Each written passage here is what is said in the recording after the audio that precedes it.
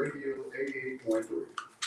Hi, my name is Tony Orr, and I'm a volunteer with Arkansas Community Organizations.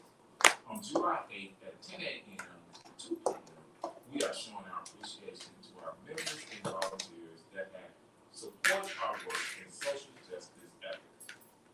With their help, we have prepared more than 1,800 tax returns for low to moderate income Arkansans, assisted Arkansas renters in their fight against slumlords, and worked with Medicaid and Medicare recipients to keep their health insurance active. This event will be held at War Memorial Park. It is free to the community. We will also be giving away a tablet and other gift cards that you will have an opportunity to win. There will be music, food, and drinks. So come out and support volunteers of Arkansas Community Organizations once again on July 8th from 10 a.m. to 2 p.m. at War Memorial Park.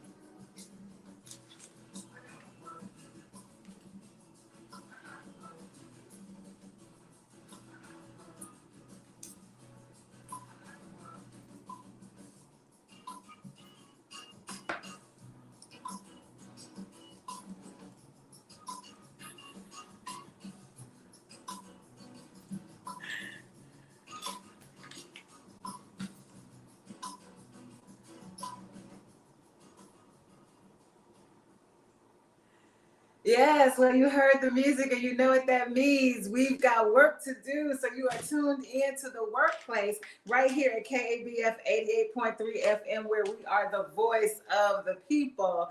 Unfortunately, Tony is not here this morning, so I am rolling solo this morning. But I do have a guest that I'm waiting on. I hope that he appears. But if he does not, we're going to keep rocking on anyhow. Salbona to you this morning. Thank you for joining us right here for the workplace. We are going to be talking about all manner of things this morning, and we are just glad that you are in the number. I'm glad to be in the number one more time. So we are appreciative of your presence in this space, because we know that you could be doing anything. You could be listening to anybody. There's so many platforms that are streaming across so many platforms, so many shows streaming across so many platforms. That's how it goes. And we know that you could be tuned in anywhere, but you chose to be right here at 88.3 FM. And for that, we are grateful. We are grateful for your financial support. We are grateful for your community support. We are grateful for how you call in. We are grateful for how you listen, even if you don't call in. We are grateful for your phone calls offline. We are grateful for your challenges and your pushbacks. We are grateful for your recommendations. I got a couple of books in the mail the other day that have been recommended on this show. On this air, on this station. So thank you so much for how you show up for us. We would not be here if it were not for you. And in August, we will be celebrating 39 years. Woo, woo, woo, woo. And so we are excited about that. The phone lines will be open this morning, absolutely, at 501-433-0088. 501-433-0088. You can call in, and we will do everything that we can to make sure that your voice is heard across the airwaves, not just in the studio, but across the airwaves, so that you can contribute to the conversation. I do want to remind you of an announcement that Tony continues to make, that was made before we went live. about ACO having an event on this Saturday from 10 to 2. If you are interested in getting plugged into community organizations, if you are interested in getting plugged into the work, I know some of you are sitting at home and you sometimes wonder, what could you be doing? You hear the conversations, you see the news, you know the stories, and you want to know how you can participate, how you can contribute to the cause. And this is one of those ways. So from 10 to 2, there is an event that is happening sponsored by ACO, and we want you to be a member, a part of that. And then later on that night, we've got the Black Love 3 event happening at the New Deal Gallery at 2003 South Louisiana Street, 72206. And that's what my guest is here to talk about. Well, we'll be here to talk about. And if he doesn't talk about it, if he doesn't show up, we'll still talk about it. But I won't talk any more about it right now because I am anticipating his presence. I do want to give us an update on Hotep. He did reach out to me, I think it was Tuesday, when he reached out to me to talk about his situation, his condition. He's still in the hospital, so we want to be reminded of that. But again, no, oh my goodness, no movement on his leg yet. So we're still waiting for them to make a determination about whether or not they are going to amputate. They are doing everything they possibly can to keep it. But if it does have to be amputated, Hotep is mentally prepared for that. As a matter of fact, that's what he thought he was going in for. That's what we thought this would have happened last week. So we are just waiting and watching. We are tarrying to see what the end is going to be. So I just want to remind us to keep him in our thoughts and keep him full of positive energy and good vibes and higher and highest and the highest vibrations. So this morning we are going to talk about, I do have a guest coming in, I expected the guest to come in. We were talking about Black love is what we're talking about. Hotep, now that he's on my mind, I'm reminded about some of the words that he offers to us. He has offered to us more than once in this space. He has said that just because I'm pro-Black does not mean that I am anti-white. Just because I am pro-Black does not mean that I am anti-white. It seems as though there is a zero-sum game that is being played by the systems of domination and oppression that we have bought into, that we think if we celebrate one, then that means we are not celebrating another. We have been duped into believing that it is not possible to hold up the both and, that it is not possible to celebrate all at the same time. Like it is possible for us to critique, have a strong critique about the conditions under which we live without coming for people as individuals. And I know that I have said that more than once, that I don't come for people, I come for systems. But what usually happens is, regardless of your ethnicity, regardless of the race that has been assigned to you, if you find yourself complicit in those systems, then you feel personally attacked. Then you feel like someone is your enemy. And that's really not the case. When my brother and I have this conversation all the time, my older brother, his name is Derek. All of us are DLDs, those are our initials. We've got Derek Lamont, Dwayne Lavelle, Denise Lachelle. And so Derek, we have this conversation because there are times when he calls it spirited, when we are having spirited conversations, that one of us might get a little upset. We might get mad. We might even get to the level of angry. And of course we circle back, because in my family, we do not have a practice where we don't talk to each other. We don't have a practice where we sever ourselves, where we sever relationships between each other. Like, that's just not something that we do. It was not something that we were taught. It is not something that was modeled for us. It is not something that we believe in. And so even in our anger, we understand that the relationship that we have as siblings, as family, nothing can separate us. And so we'll come back and we'll circle back after we've had a chance to breathe and to think and to process. And one of the things that we have had to admit, and my brother admitted it first, is that when I get mad in a conversation, what I have to realize is that I'm only mad because you have touched a point of truth way down deep inside of me. There's something real about what you said. That's what I'm reacting to, the fact that I don't want it to be true.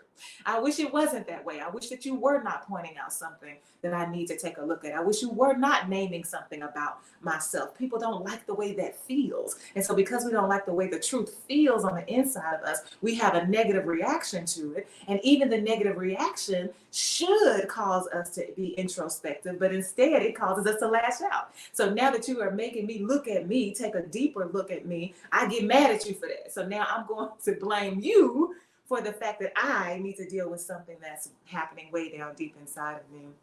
And so we're having these conversations about, and so when we talk about this world and how we've been conditioned to believe that it is not possible for me to be both that if I am pro-Black, the world is making me think that if a person is pro-Black or pro-anything, that means that I have to be against something else. And that's zero-sum game. It's either all or nothing. And we cannot afford to continue to play that game. It is harmful to us all. I think I said this on Tuesday, that the conversations that we have on the show, the conversations that we lift up are for everyone. Everybody can locate themselves in these conversations, but we do center the Black experience. We do give attention to the Black story. And that is important for me. That is important every time I'm on the mic. I don't want to say we as if I'm talking for KABF, because I am not. I'm talking about this show, the shows that I host, to say it like that. So I wanted to make sure. So we're going to be talking about Black love today, and that made me think about Hotep's words, because I know that there's someone out there saying, "Oh well, if they talk about Black love, that means that they hate white people," and that's not what it means at all. It means that this is one space, a rare space, where we have to talk about that we get a chance to talk about experiences beyond whiteness, and especially now that we're talking about the overturning of affirmative action. Well, I don't want to say that it's overturned, because there are still some spaces in which affirmative action will be very active. So I don't want to talk about that. But I do want to talk about the comments that I've heard, particularly from our Governor Sarah Huckabee Sanders, how she was praising the efforts, praising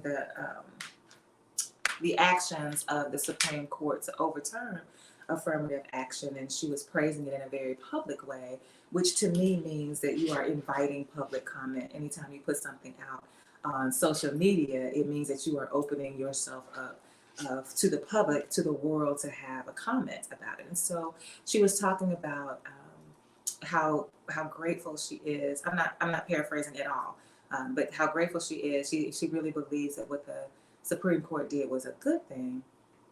And then she quotes Dr. Martin Luther King Jr. Talking about the content of our character versus the color of our skin. The quote that many white people who are invested in whiteness, who are proponents of the systems of white inhumanity, many of them use that quote from Dr. King and apply it when it is favorable to them, when they think that it supports their cause, when they think that it puts them on the side with Dr. King, forgetting about the fact that Dr. King was one of the most wanted men in America, on the top 10 most wanted list by the FBI, because he dared to center Blackness, because he dared to stand up and talk about, to challenge the system, to rail against it in the name of his God. And so she talks about how grateful she is. And so I commented on her page, and I said, it's very interesting to me that a white woman, and I'm not quoting myself either because I don't remember the words, but I said, it's interesting to me that you have this situation. We continue to see how people speak out against their own selves, right? Because the greater benefactors of affirmative action have been white women. And so you have a white woman who is praising a decision that negatively affects her, because she's more invested in whiteness, more invested in the systems of inhumanity than she is in her own self. And so when we continue to operate in ways like that, when we continue to center the system rather than centering ourselves, when we continue to center whiteness rather than centering liberation, then we find ourselves perpetuating we find ourselves being the perpetrators of the very harm that we need to heal from. So we can't heal if we continue to be hurt in the same place. And when you look in the mirror and realize that you are the one who's hurting yourself, that becomes the issue. But then the problem is, many of us are looking in the mirror and don't recognize ourselves as the perpetrator. We don't recognize ourselves as the oppressor. We don't recognize ourselves as the abuser. And that becomes the issue. How do we get ourselves to pull off the mask that we've been wearing since we were, in terms of Black folks, since we were captured from the shores of Africa, kidnapped and brought over to this land? We have been wearing the mask that they have given us. And we have got to figure out how to recognize that when I look in the mirror, not me. That is what they have conditioned me to become, but that's not me. And so that goes back to Alan Buzak reminding us that we have to unlearn and we have to unremember. We got to go all the way back to before the system of enslavement on this soil and think about who we are and who we were created to be. And so having those conversations and my own consulting firm, that's what we are rooted and grounded in, the conversation. Because we say in our mission statement that we know for a fact, without a shadow of a doubt, that the only way that we can affect change is by having the conversation. And so many of us are afraid of the conversation. It makes us uncomfortable to realize that who we see in the mirror is not who we really are. And we've been practicing this personality. We've been living into this mask for so long that we have no idea the essence of our energy. We have no idea what it looks like to be the divine expression that we are as individuals. Who are you, Denise? That becomes the critical question. And you have to have conversation about that with yourself, but you also have to have conversation about that in community, because it is only in relationship with other people that we really begin to see ourselves, because we think we present a certain way, but then when we hear how somebody else experiences us, we're like, oh wait, I didn't know that's how I was coming across. I didn't know that's what you heard when I opened my mouth. I didn't know that's what you saw when I walked in the room. I thought I was being about it. I thought that I was being all bubbly and friendly. That's what I thought. I didn't know you thought I had a resting negative face. Like, I didn't know that. And so it's helpful for me to hear. There are some people, I think it's Osiris. I think Osiris started this conversation about some folks who have received a negative comment online about their business services. And how do you respond to that? How do you react when you are when you are in the workplace and you are the leader of, you are the owner of, and you are hoping to be of great service to the community. You are hoping to provide a service that people crave. You are hoping to be that space that people recommend to other folks. You are hoping to be an entity that becomes a household name. You are hoping to be one that people are drawn to no matter what. And then you see this comment that is negative and that goes all against what you were trying to do. Then what happens? How do you respond? And then my friend Yosh comes back at some point. I don't know if I'm reading a thread or just, I don't know. But at some point I see where it's like, if you are going to be the very best business owner, you got to be able to take the critique. If you're going to be the very best leader, you got to be able to handle constructive criticism. You cannot get mad when somebody points out what their experience of you is. You got to be willing to say, hey, let me have a conversation with you so that we can figure out how to resolve this. That's the only way the resolution is going to come about, is through conversation, is through dialogue. And so we are here to have those dialogues. We are here to center those conversations that are uncomfortable for some. People like me, I'm used to the conversation. I don't get uncomfortable anymore, but I am sometimes stunned by what comes out of people's mouths. I am sometimes flabbergasted. Sometimes I have to say, wait a minute, what now? But still, the conversation can continue. So we're here to talk about Black love, and we're here to center that. And if that means that it's uncomfortable for some folks, then I invite you to lean into that discomfort. And what we mean by leaning into the discomfort is asking yourself, why does this make me so uncomfortable?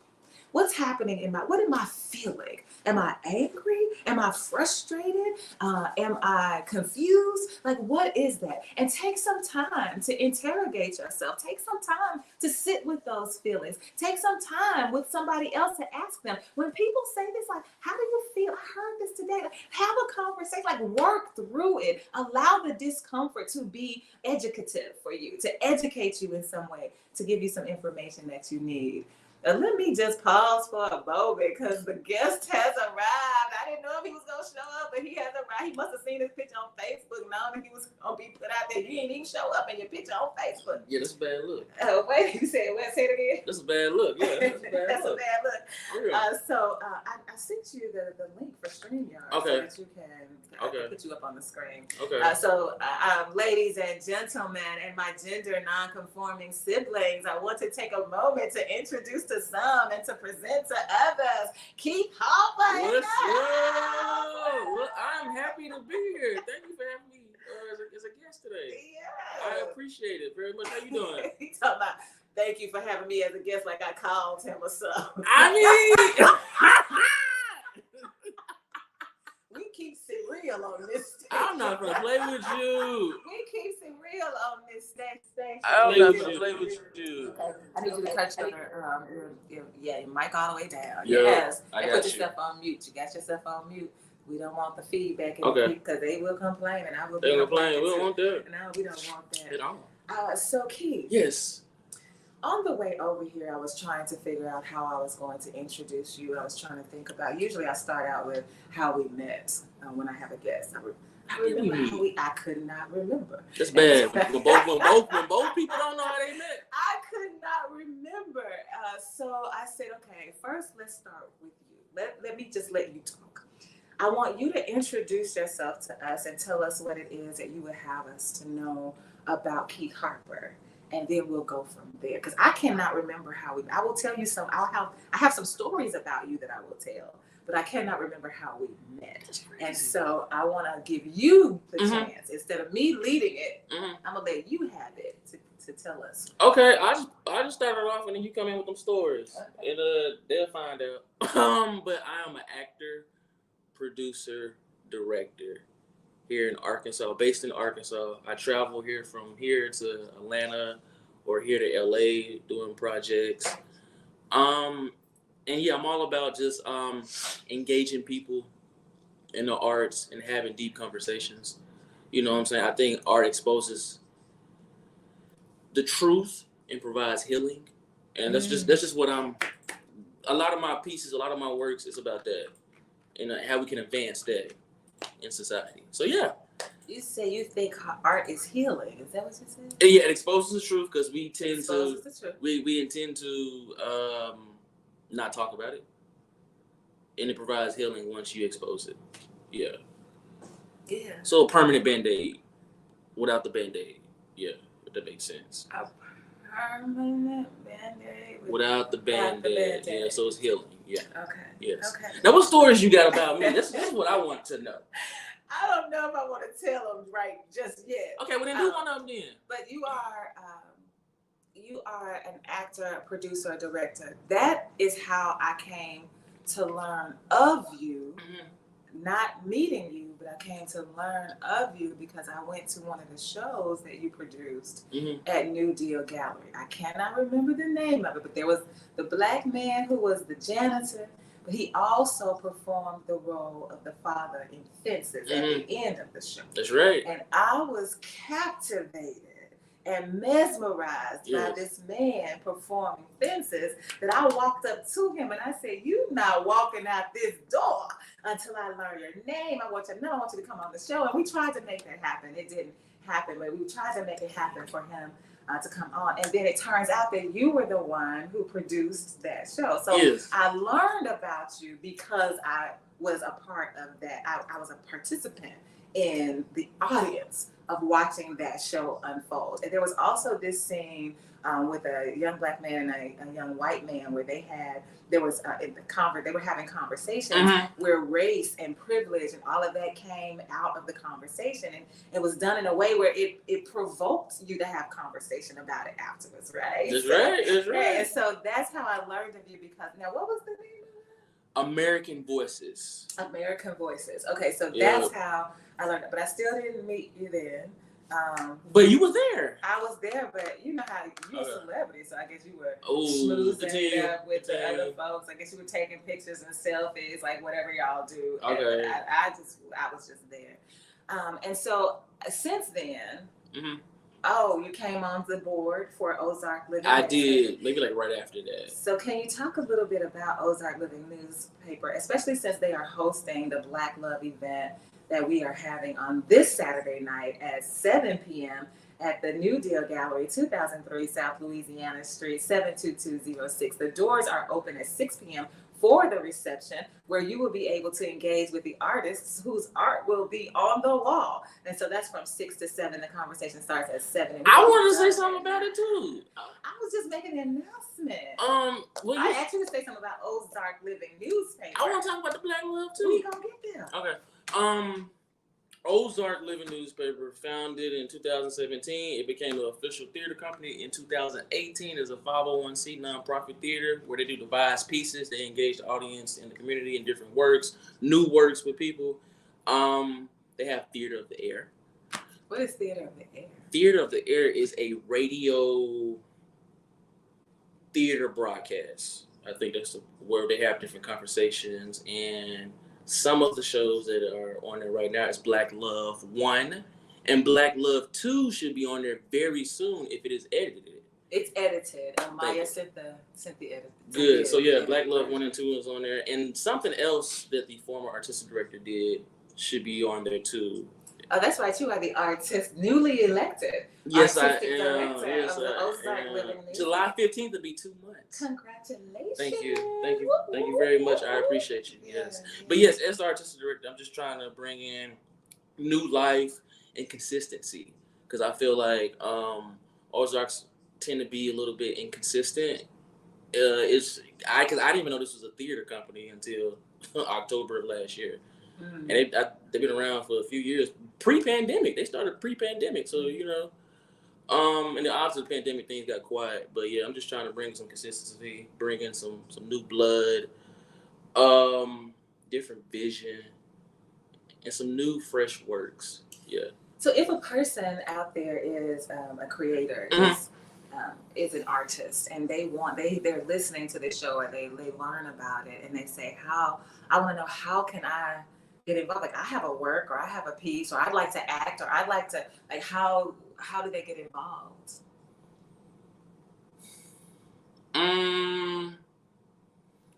This is gonna sound real simple, but just do it. No, I'm talking about with Ozark Living Newspaper. Oh, well, Ozark, you can reach out to us. The website has been updated. And if you know somebody at Ozark, they can reach out to me. But the website has been updated, and our contact information is on there, so you can email us through there. I mean, you can set something up, because we're always looking for partnerships or collaborations. So if you have work and we're looking for partnerships and collaborations, we can meet together and create something. What's the website? Ozark Living Newspaper Theater.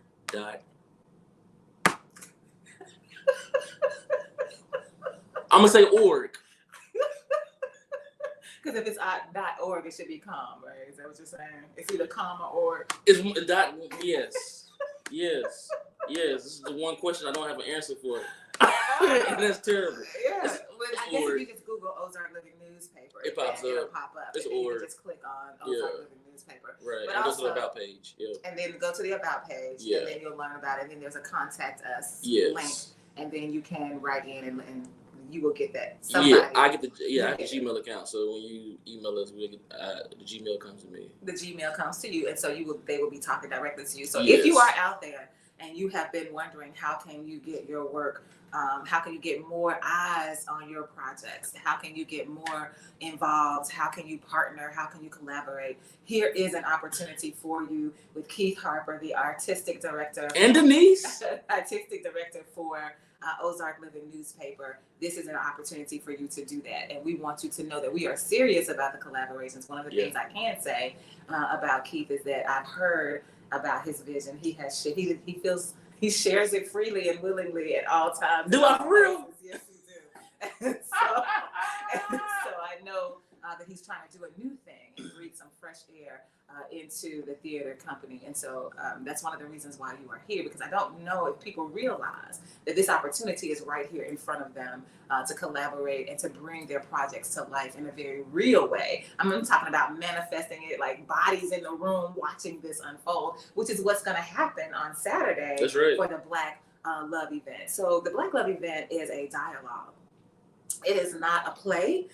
It becomes theater of the air because we are going to air it on KABF 88.3 FM after it is edited, just like Black Love Event 1, just like Black Love 2. We have the event, then we do a B-roll, then we edit so that the live show along with the B-roll is compiled to create a 1-hour show for KABF 88.3 FM. Start that again. And then we air it, and then we go to the next one. So now this is episode 3 coming up on Saturday. And I do want to take a moment, though, to make sure that people know that this particular episode of Black Love is going to be just a little different. It's going to be a little different because we have the first and second Black Love events. We took some time to define, we allow the conversationalists to define Black Love. We wanted to know from them, when you hear Black Love, like, what do you think? And that did not work out the way that I anticipated it would, because I was under the impression that when you say Black Love, most of us were thinking the same thing. I don't know why I thought that, but I just thought that if I say Black Love, then especially to a Black person, that we would be touching and agreeing on how we experience what that means, the meaning of that, the definition of those words. But it turns out that that's not the case. Everybody up there had a different understanding of what Black love meant, and the majority of them wanted to take the Black out of the love. Why do I have to talk about? Why can't we just talk about love? And I'm like, wait a minute. And so we spent a lot of time just kind of like wrestling with what it is to even talk about Black love. And one of the things that happens all the time is that when you say Black love, people automatically gravitate towards the romantic side of love. So you begin to think about, in a very heterosexist way, the relationship between Black men and Black women. And then that dissolves into, wait a minute, because you got Black men that date white women. So then that dissolves into, wait a minute, what you trying to say about? And so it's like, wait a minute, that's not what we mean at all about Black love. It's not about romance. Romance is a part of it, don't get me wrong, but that's not the only thing that Black love represents. And so I still want to do this, though, with you, to ask you, when you hear me say Black love, what comes up in your body about it? And then I'll tell you what the definition is we're going to use for Saturday. Compassion. When I think of Black love, I think about compassion and support, understanding. All I need from you. But when I hear Black love, compassion, understanding, and support, because I think that's really what love is, or that's a part of what love is. And in the Black community, I know everybody got the Black love, they're trying to take it out, but in the Black community, those are very important things. Compassion, understanding, and support, especially from Black men, because we don't get that from each other. So Black love. So wait. Okay. All right. So Black men don't get compassion, understanding, and support from each other. Say more about Typically we don't. No, there's a lot of tough love out here. If you even want to bend that a little bit, it's a lot of tough love out here. But it's very rare for young Black men. I just say my generation, young Black men, to get support and love from each other. And if we do, you need to hang on to that group of friends dearly, because it's already tough out here for us. So, I mean, and for everybody in general, but you know what I'm saying? Yeah, we center Blackness, so we get it. Yeah. But when you say that you don't I don't understand though. You say there's not compassion, there's not support, there's more of a tough love. Do you mean that if you want to cry, you have nobody to cry with, or you can't cry because what Typically, yes. Typically, yes. And for a black man, yes. Us crying has been shown as a sign of weakness, if we're being real. But if you find a core group of people, you straight. You know what I'm saying? But it's hard to find a true core group of people in 2023. That's tough. A core group of people meaning people who will allow you to be yourself. Yes, and be truthful with you. Be truthful with you. Yes. Be truthful with you, and Yes. be truthful with them. Be honest about themselves. Yeah, and allow you to be you. And can share things that are sacred without worrying about how that's going to be, or whether or not people are going to gossip about it, or whether people are going to weaponize it against you later. One of the things that That's I right. cannot stand, and one of the things that has hurt me to my core in previous relationships, is when I've thought that I could trust, because it takes me a long time to trust somebody. So when I finally get to that point where I trust you and I share something that's sacred, and then, I don't know, however long it takes you to get mad at me, then you throw it in my face. That's right there. It is difficult for me to overcome that. It is difficult for me. So it's to find a place where you can share what is holy and what is sacred to you, and trust, and you know that you can give it over and trust that it is going to be held with those same holy hands. That is hard to find, and I know it's hard to find. I feel like it's hard to find for black women. You said for black women, you say it's hard to find for black men. It may just be hard to find for the black collective, even those of us who do not identify as male or female. It may be difficult for all of us, and so that is why this black love space is necessary. Exactly, it's crucial. So I want you to hear the definition that we're using for this conversation. For the purpose of our conversation on Saturday, as doors open at 6 o'clock, conversation starts at 7 at 2003 South Louisiana Street. Black love is defined as unapologetic expressions of courage, support, trust, challenge, and commitment that continues that expressions of courage, support, trust, and commitment that continues to challenge white inhumanity that is intentionally used to disrupt the daily lives of black folks. And when I say black, I mean all members of the African diaspora. So these are unapologetic expressions of trust, of commitment, of support. Let's even add compassion, that we use to fight the system of white inhumanity. And so somebody might say, well, what is the system of white inhumanity, right? I use white inhumanity rather than using the term white supremacy. Because to me, every time you use the word white supremacy, you are reinforcing that word supreme. And you are identifying white with supreme. Yeah. And that is a lie. White people are not supreme. And so to continue to use that term for me, it continues to perpetuate this myth. So when you say, no, I'm talking about white inhumanity, now you're taking it, because I think that when we talk about poverty, that's not being supreme, that's inhumane. When we talk about racism, that's not superiority, that's inhumanity. When we talk about sexism, classism, homophobia, transphobia, all of these systems that are supporting this notion of white superiority, that's not being supreme, that's being inhumane. And so the term that we use is white inhumanity. And so white inhumanity, this system, refers to the deliberate, systematic, and institutional life-endangering acts of people who have been labeled white at birth, or who have been labeled white at some other part in our history. Because, some people came up here, they weren't white, but then they became white, right? Like Polish people, Irish people. I mean, let's just talk about it. All right now. It's this term, it's the system that they use to justify whiteness and perpetuate the false assumption that white people are superior to all other ethnicities. So this Black Love event, where we say we have these unapologetic expressions of what it means to be compassionate and trusting and trustworthy and supportive and committed to a cause that we are fighting as a collective. We're fighting as a collective against this force that says Blackness is inferior, that Blackness is undervalued, that Blackness is unworthy, that Blackness should only be commodified to fuel the the wheels of capitalism. Like we're fighting against that, and we're using this concept of Black love to do that. And so that's what this conversation is about. How do we center Black love in the fight against the system of white inhumanity? Mm-hmm. And so when we talk about romance, that could be part of the conversation, because as a family, Black families could fight it, right? As a unit, you could do that. And so that's what the conversation is going to be about. We have a whole series of questions that are going to be posed, because I'm moderating the conversation. Okay. So there's a series of questions that are going to be posed. But as in everything, we go with the flow, right? Mm-hmm. Like, so one question, we might not get to all of the questions, because what somebody says, how they answer the question might lead to another conversation.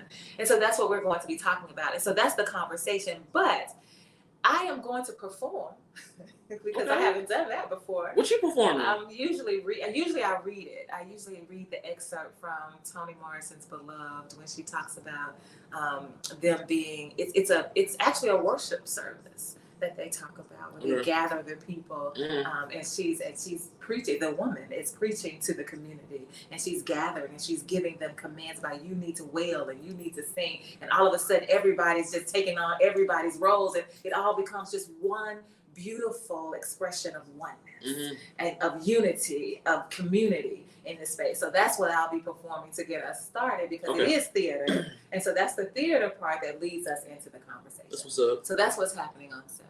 Okay, and thank you for even creating this space, because it's needed. It's a safe space for us to talk about Black love, something we don't talk about often, I feel, in the community. At least, there's nothing we talk about often. So for you creating this space is great. Where did this idea come from, if I may ask?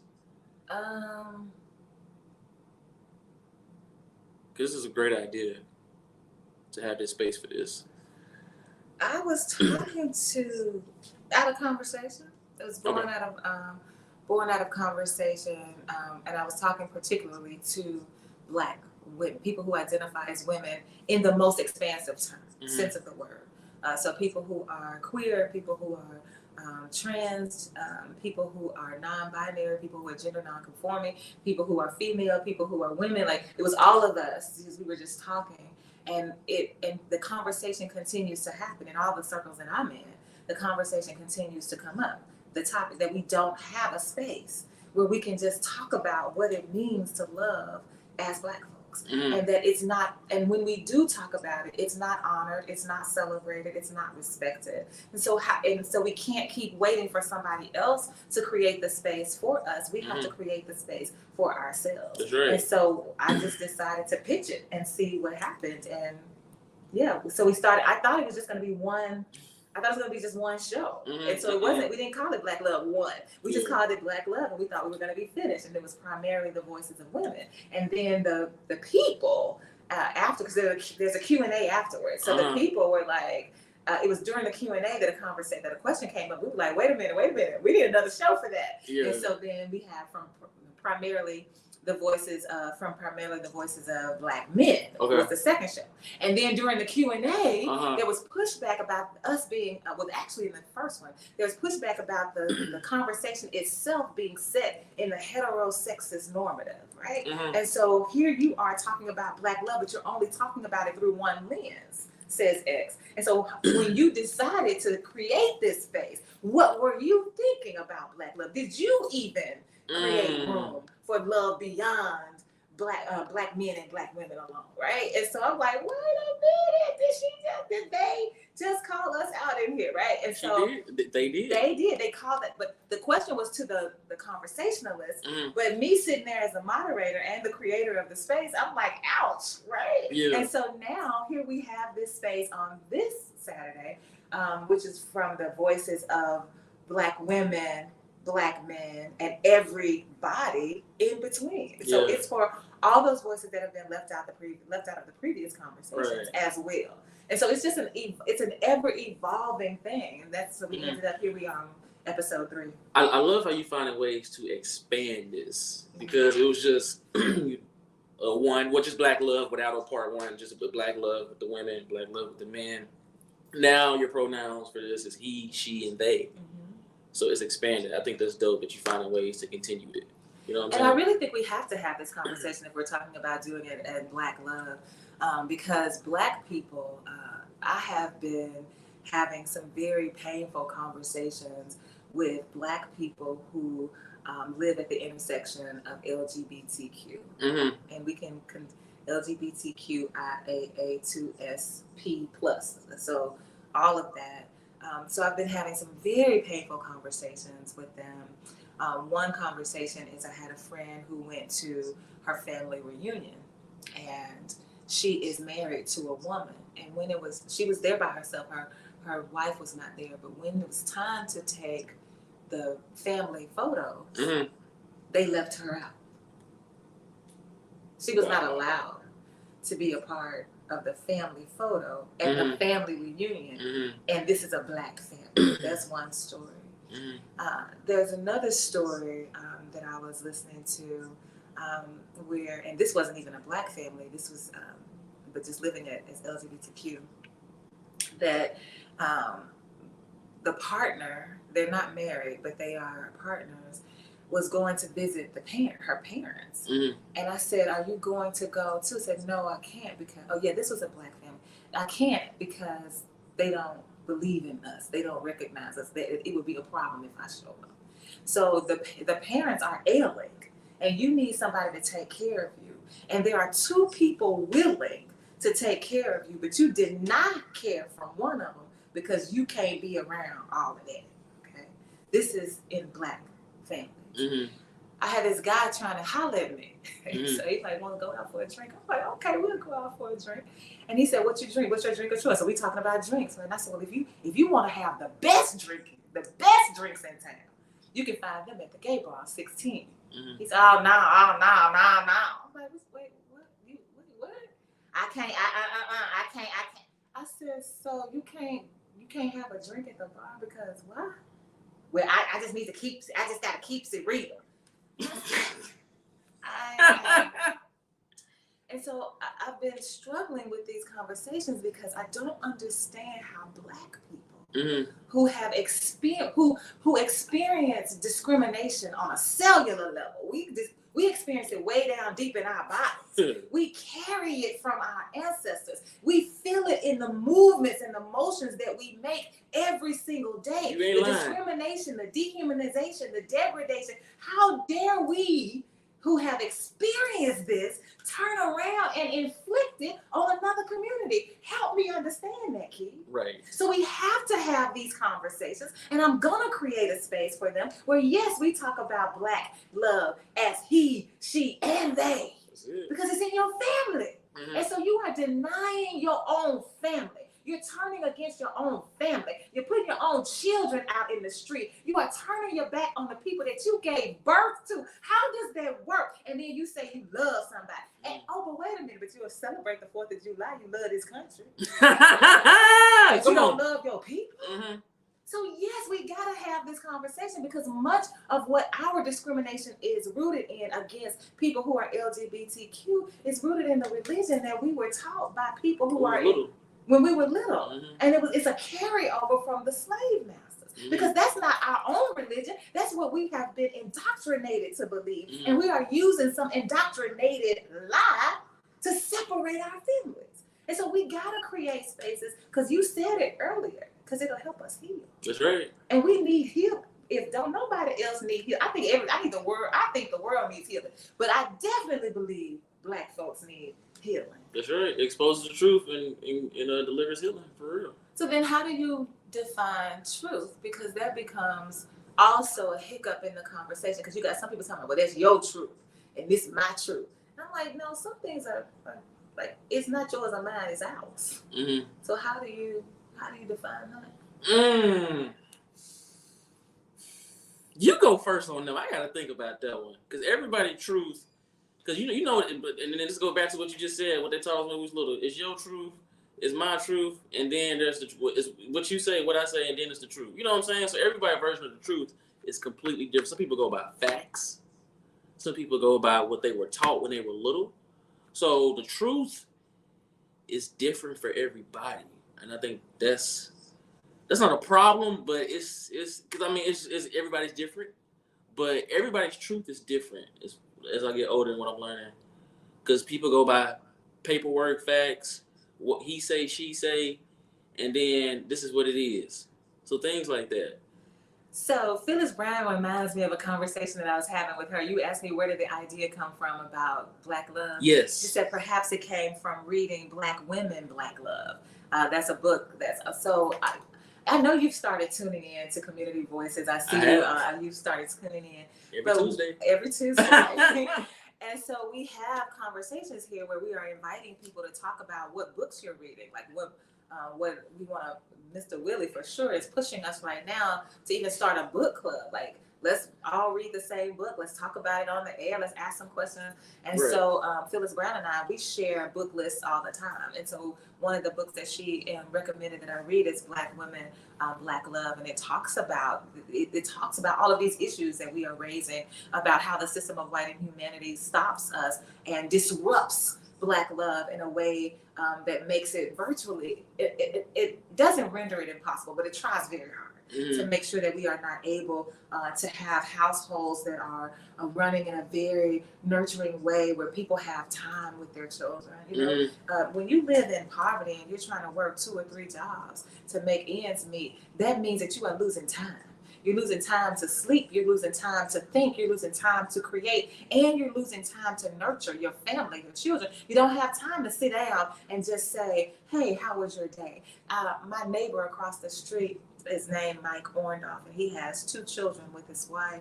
And sometimes you can just see them outside. They're just sitting outside swinging. They got a little, they'll just do a little inflatable. I love to hear it. A little inflatable swim pool, and I said, what would it look like for people who live in the projects, right? To be able to just go outside and there's actually grass. To be able to go outside and actually sit in a swing with your child right beside you and just swing. It's like, that's not even possible. You live in the projects. Do you even have grass? No. And so when we talk about these systems that disrupt our lives and keep us from experiencing the power of Black love, that's what the conversation is about. And so it has to be rooted in the conversation that we are fighting against the system of white inhumanity. And we also have to be honest that we are fighting it within our own selves. There's a viewer, a listener to our show on Tuesdays as well. His name is Mr. Henderson. And he always calls me and say, why you ain't calling out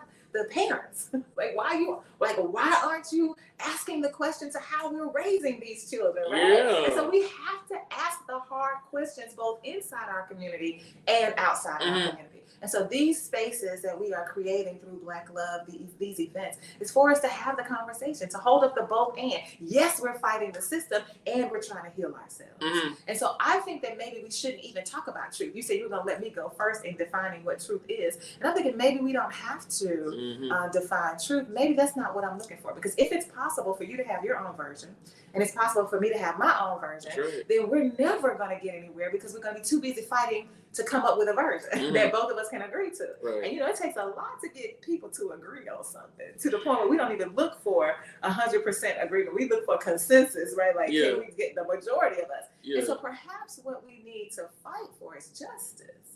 Because there should only be one definition of justice. That's it. It shouldn't be your definition of justice, and my justice should just be for all, right? Like, that should, so I would venture to say that, I'm not even trying to figure out what truth is, because I don't want to fight you over a definition, because that's what has been happening in the last couple of Black Love events. We have spent so much time trying to get everybody on the same page with the definition that we couldn't move further in the conversation. And that is, again, what the system of white inhumanity sets us up to do, that we start fighting over the little things without keeping our eyes on the prize, and we're not focused on what's happening to us on a macro level. We're too busy fighting on a micro level. And so that's why this time I'm like, no, let me tell you what Black love is. We are unapologetic in our divine expressions of what it means to show up in this Black body.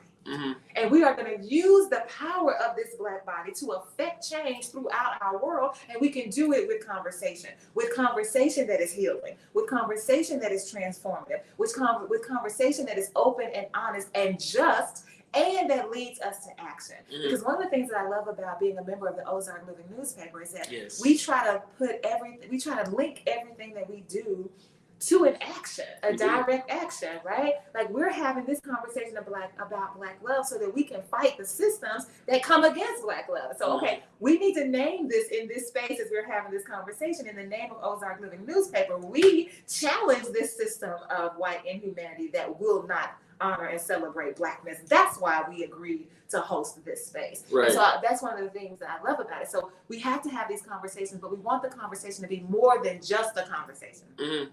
We wanted to move us to action. We probably need to have some voter registration forms out on Saturday. I just thought about this. You got some voter registration forms? I can go right here and get some from the. Perfect. Yeah, because it might be some people in there now that I think about it who have not registered to vote. Because to me, if you come talk about Black love and if you love Blackness, you should vote. So every Do you time. vote? Yes, I do. Every time. Every time you vote in the primary. Yes, I did. So yes, I did is different from yes, I do. Okay, so we're gonna keep voting in the primaries. We were talking about that too. And so yes, we are creating this space, and so we are glad that the Ozark Living Newspaper is coming on, is hosting this event. But I want to talk about, because we only have a couple of minutes. Nobody has called in. Oh wait, somebody's right Oh, here. come on with it. Caller, you're live on the air. Thanks for calling. Oh, yes, I'm calling about the event. Can you give the address and how much are the tickets? Oh, for the Black Love event? Yes. Oh, okay. The Black Love event is happening on Saturday, July 8th.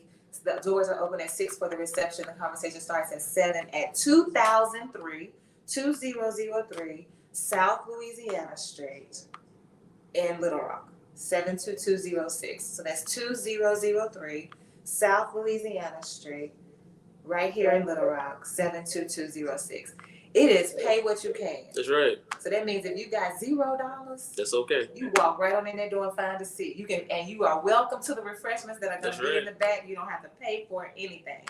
If you got $50,000, we'll take that too. Come on. Okay, it's starting at 6. Yes, the doors are open at 6 for the reception. The conversation starts at 7. Okay, thank you so much. Thank you. Hope to see you there. I'll be there. Yeah, and let me know who you are. Okay, bye-bye. I haven't figured out what I'm gonna wear yet. Yeah, and may I ask? So you have it's this Saturday. You have artists coming. Is that right? Yes, we have artists come. So every Black Love event centers art in the space because, as you said, art is healing, and art exposes the truth. Mm-hmm. And once we are, okay, I'm gonna say it like this because I said I'm gonna get away from truth.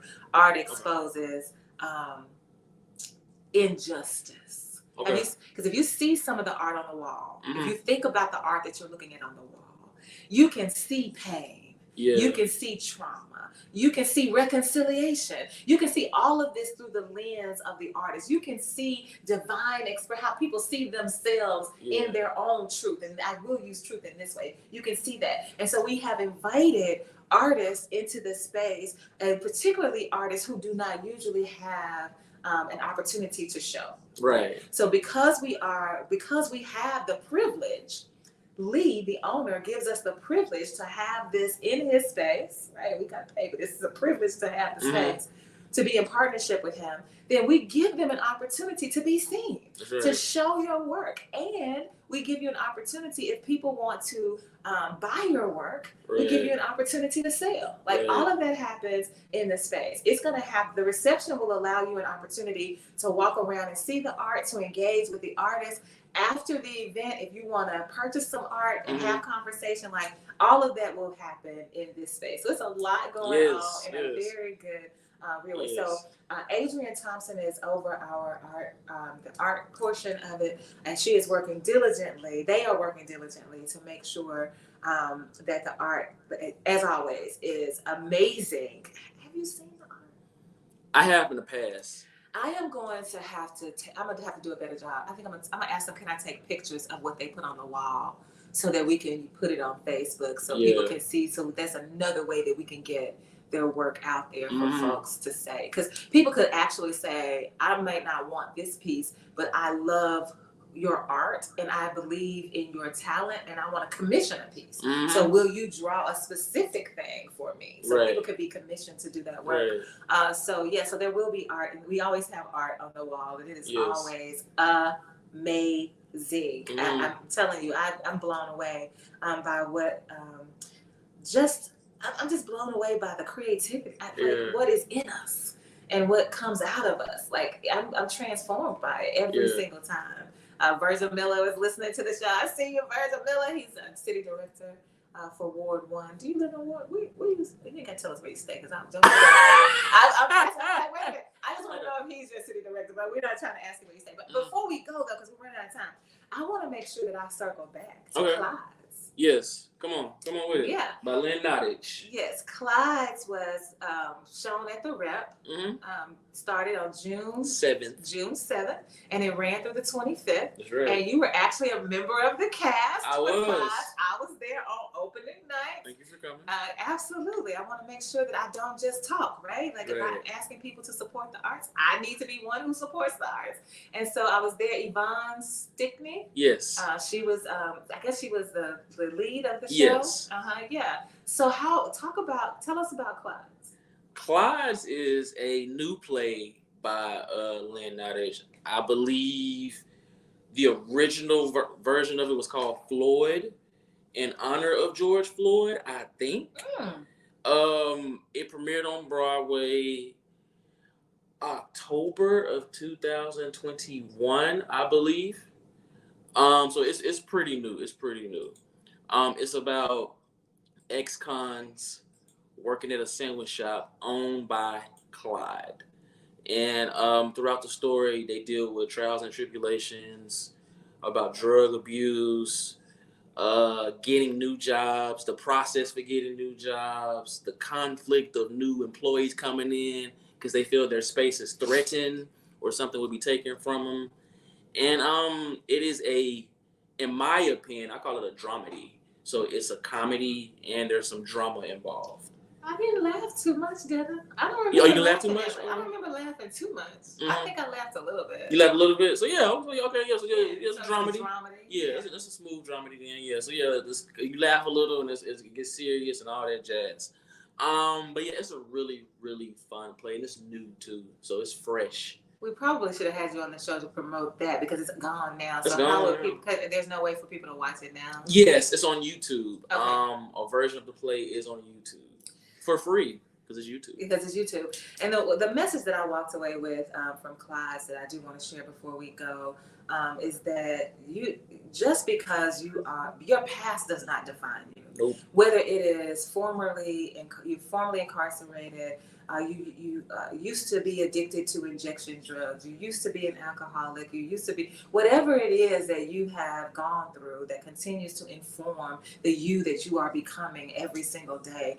You are not, first of all, you are not defined by it. Secondly, you don't have to allow anybody to hold you captive to it. Mm-mm. Because one of the things that happened in Clyde's was that the Yvonne Stickney's character, what's her name in the that's Clyde. It's Clyde. So Clyde. One of the things that Clyde was acting like, because these were formerly incarcerated people, they ought to be grateful to have grateful that I'm giving you this job and I get to treat you however I want to, because where else you gonna go to get a job? Mm-hmm. And so just kind of feeling like you have to live under these kinds of acts of oppression just because you have a past that people stigmatize. The show Clyde says, no. You are still worthy. You are still valuable regardless of your past. And you don't have to stand for just anything. You can walk out and create a new life for yourself. And at the end, that's what they did, right? They were like, I'm out of here. Like, I don't have to deal with this.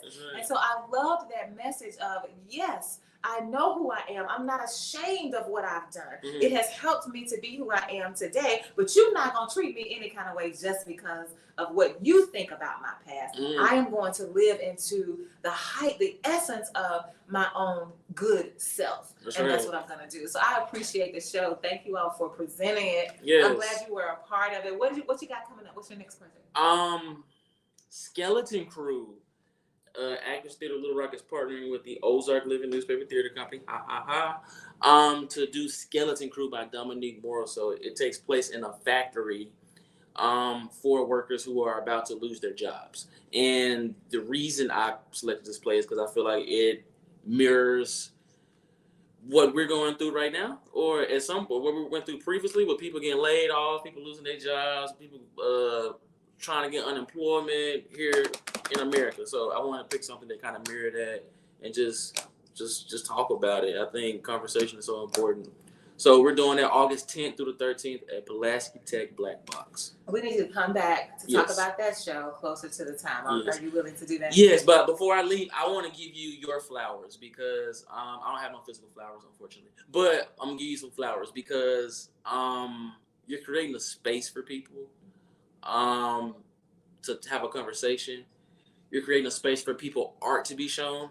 And you're creating a space to present theater. Like, you know what I'm saying? So that's a lot in one. That's a whole lot in one. And it's coming from different people. Mm-hmm. He, she, they, them. So it's, yeah, Denise, that's really dope. Yeah, so see y'all Saturday. Yes, that's right. Doors open at 6 o'clock. The conversation starts at 7. Thank you so much for joining us for this special episode of The Workplace. We will be right back here on next week. Monday is Down with Debt with Neil and Tony. On Tuesday, Community Voices with Denise and Tony. And then Thursday, The Workplace with Tony and Denise. We will see y'all soon.